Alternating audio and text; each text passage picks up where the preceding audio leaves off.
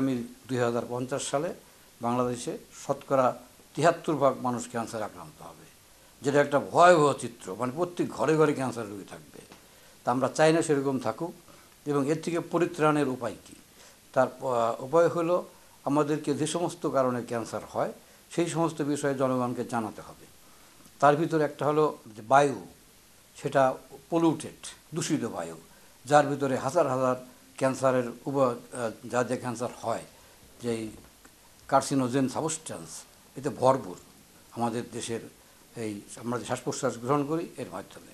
সেজন্য কি আমরা বাইরে গেলে আমরা একটু মাস্ক ব্যবহার করলো সেখান থেকে আমরা কিছুটা মুক্তি পেতে পারি। এই ক্যান্সার থেকে বাঁচার জন্য যেমন শুধু একটা জিনিস যদি আমরা করি, যে প্রত্যেকে যদি শারীরিক পরিশ্রম করি, মানে আমরা যদি শরীরচর্চা করি নিয়মিত, তাহলে 1/3 ক্যান্সার থেকে মুক্তি পাওয়া যাবে। ফাস্টফুড একটা ক্যান্সারের একটা কারণ। যারা বেশি ফ্যাটি তাদের বেশি ঢুকে, যার জন্য তারা বেশি ক্যান্সার আক্রান্ত হয়। তা আমরা ফ্যাটকে যদি এড়িয়ে চলি, ফাস্টফুডকে এড়িয়ে চলি, মানে আমাদের খাদ্যাভ্যাসকে পরিবর্তন করতে হবে ক্যান্সার থেকে মুক্তি পাইতে হবে। আমরা অনেকেই ধূমপান করি, মদ্যপান করি। আমাদের 90% লাং ক্যান্সারের কজই ধূমপান।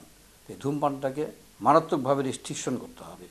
এর জন্য সরকারকে উদ্যোগ গ্রহণ করতে হবে যে এর উপর ভ্যাট ট্যাক্স আরও অনেক বেশি বৃদ্ধি করতে হবে। ওপেন ধূমপান করে শুধু নিজে ক্ষতিগ্রস্ত হয় না, পাবলিককে ক্ষতিগ্রস্ত করে। কারণ যে তার ভিতর নাক দিয়ে যায় সে তো প্যাসিভ, সে আরও বেশি ক্ষতিগ্রস্ত হয়। তাহলে সেটাও কমে আসবে। প্রত্যেকটা ক্যান্সারের জন্য আপনার স্ক্রিনিং প্রথা চালু করতে হবে। কারণ আমরা জানি স্ক্রিনিং কিন্তু ক্যান্সার রোগীদের করা হয় না, স্ক্রিনিং করা হয় হলো সাধারণ সুস্থ মানুষের উপর, তাদের ভিতরে ক্যান্সার আছে কি না। তাহলে যদি আমি স্ক্রিনিংয়ের মাধ্যমে, স্ক্রিনিংয়ের উদ্দেশ্য হইল to detect the cancer early detection, early treatment, cure. দেশে রেডিওথেরাপির মেশিনের সংখ্যা খুব কম। WHO গাইডলাইনে বলে প্রতি 1 মিলিয়ন পিপুলের জন্য একটা মেশিন দরকার।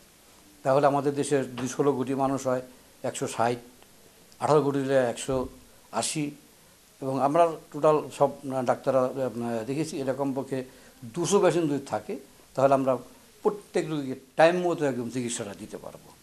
এখন সেই 200 জায়গায় এখন আমাদের আছে সারা বাংলাদেশে 20টা মেশিনের মতো আছে, তাও তার ভিতরে সরকারি পর্যায়ে সব মেশিনই নষ্ট।